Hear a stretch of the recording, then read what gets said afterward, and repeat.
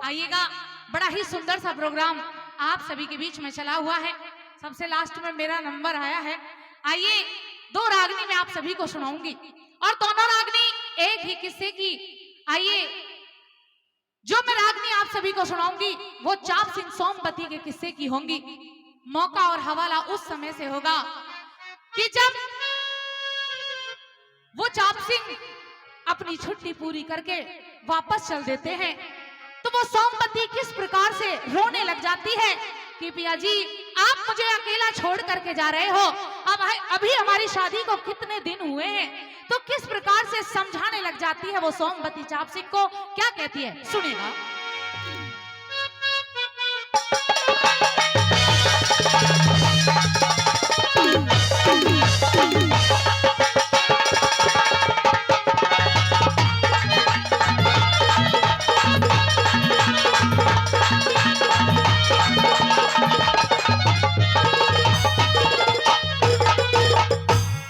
लगी हे रे परदेसाने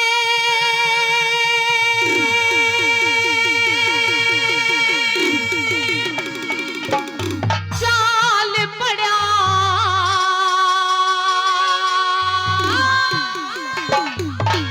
ना मेरी ओर का ध्यान पिया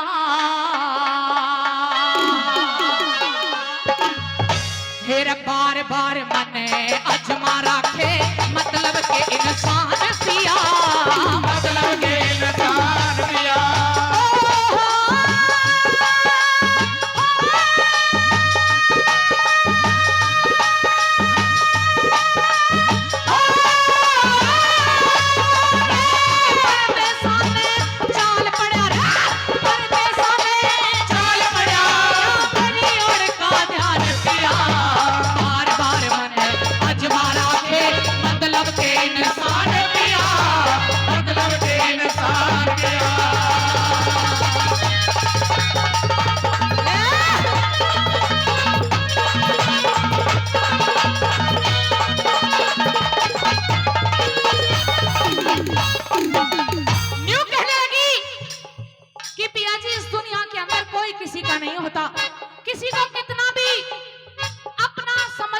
कोशिश करो लेकिन दुनिया बड़ी मतलबी है कि परदेसा ने चाल पड़ा ना मेरी ओर का ध्यान पिया और बार बार मने आजमा राखे मतलब के इंसान पिया। इस दुनिया में कोई किसी का साथ नहीं देता, आप मुझे अकेला छोड़ करके जा रहे हो, ये कह रहे हो कि मेरा परिवार तेरे साथ है सोमवती, लेकिन इस दुनिया में कोई किसी का साथ ही नहीं होता। पहली कली के माध्यम से बताया, उस राजा हरिश्चंद्र का जिक्र कर दिया। क्या क्या लिखा सुनेंगे।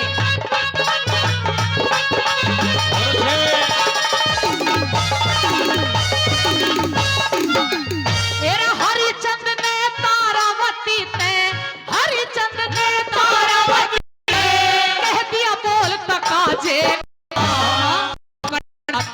जगह दई ना रोहतास कबर साजे का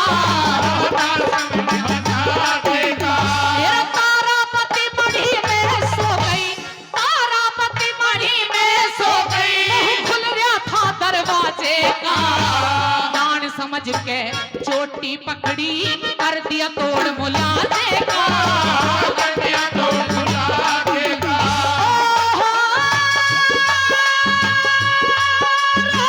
सिर काटन ने प्यार हुआ उड़े, सिर काटन ने प्यार हुआ उड़े, प्रकट हुए भगवान पिया,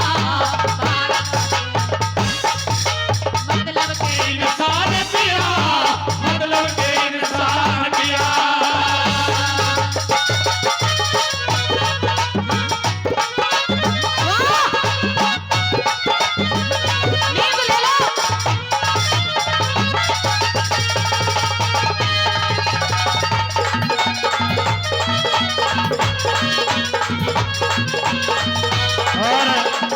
हमारे बीच में आदरणीय जगबीर राठी जी बार गुजर गुड़गांव से हमारे बीच में पहुंचे हैं।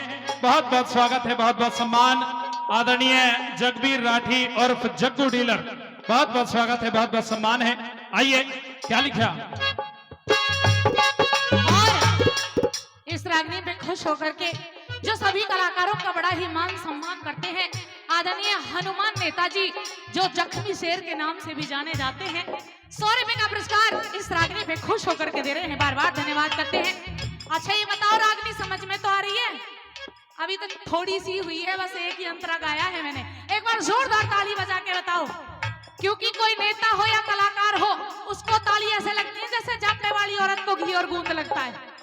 तो ताली भी बजाते रहो, हम भी कुछ लेते देते रहो। कलाकारों को दान देना ऐसे लगता है जैसे पीपल में पानी दे दिया हो। हाँ, आइए सुनिएगा क्या लिखा।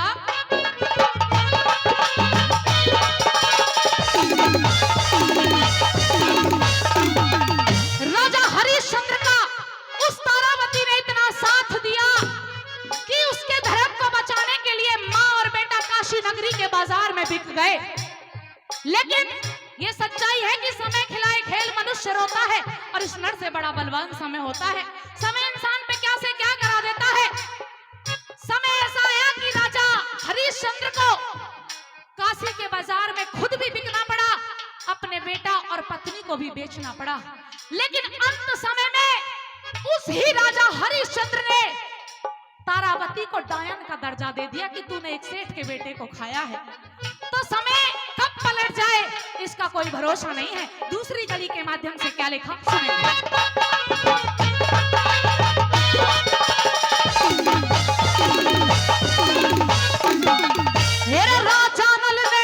राजा नल ने दमयंती रे, राजा नल ने दमयंती जाप हली कुंदनपुर ते, राजा जीता वो गेल चली गई ना गरज करी माया दर पे, गरज करी माया दर पे। तेरा सूती समझ के साड़ी काटी ना प्रीत हुई ब्याहे भरते, रामचंद्र दशरथ का लड़का सीता काट दई घर दे, सीता काट दई घर दे।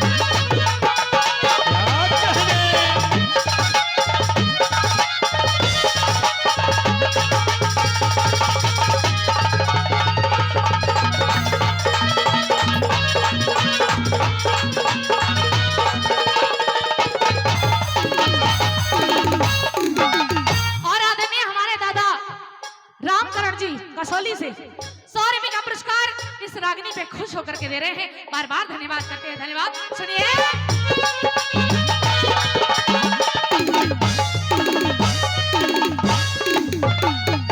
राजा नल और दमयंती का जिक्र कर दिया। उस दमयंती ने यह कह दिया था कि जब राजा नल ने यह कहा था कि दमयंती तुम अपने पीहर चली जाओ, दोनों बच्चों को साथ में लो, अपने पीहर में रहना, क्योंकि मेरा समय अब खराब चल रहा है। तो दमयंती ने एक बात कही थी, महाराज आपके साथ रहूंगी, आपके दुख सुख में साथी, मैं आपके साथ में शादी करके आई हूं। वनों में दमयंती ने धक्के खाए। एक समय ऐसा आया कि राजा नल ने सोती हुई दमयंती को छोड़ दिया, उसकी साड़ी को काट लिया और वहां से चले गए। ऐसा ही समय इंसान को पता नहीं क्या से क्या करा देता है। सीता जी ने इतना साथ दिया प्रभु श्री रामचंद्र का, लेकिन अंत समय में सीता जी को भी घर से बाहर निकलना पड़ गया। तीसरी कली के माध्यम से क्या लिखा, ध्यान से सुनिएगा।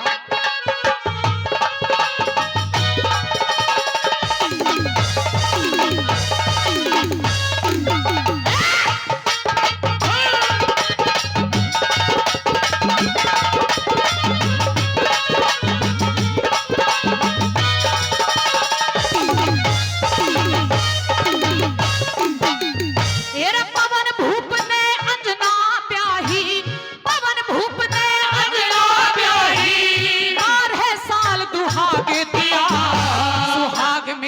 जब सास जड़ी ने लगा खोड़ के दाग दिया, लगा खोड़ के दाग दिया। मेरे धन धन से उस पतिव्रता ने घर कुणवा सब त्याग दिया। पर हर सी के थोरे रह के घर का छोड़ बैराग दिया, घर का छोड़ बैराग दिया।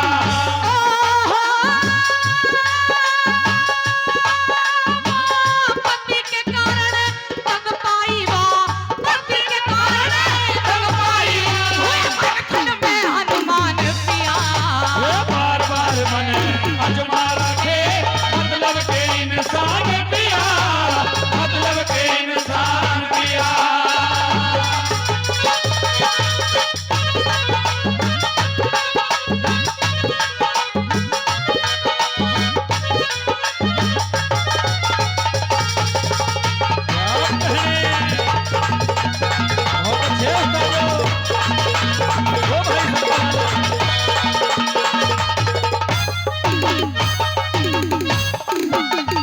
अंजना की सखी सहेलियों ने भी बहुत समझाया था, अंजना ये पवन भूप तेरी जोड़ी का नहीं है, इसके साथ में विवाह मत कर।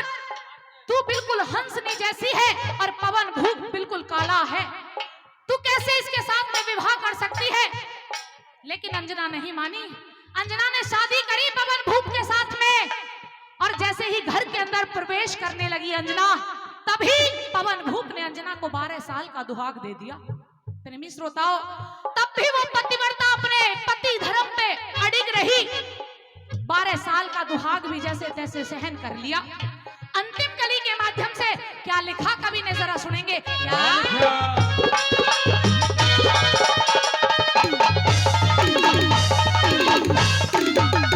एरा चमतगनी न सती रेणुका, चमतगनी न सती रेणुका, बिना खोट मरवाई क्यों? कामासुर ने सतरूप नारियो, बिना खोट कढ़वाई क्यों? बिना खोट कढ़वाई क्यों? एरा कामेश्वर पे कपिल मुनि ने सीला दे नार सताई क्यों? उस दुर्योधन ने नार द्रौपदी सभा बीच बुलवाई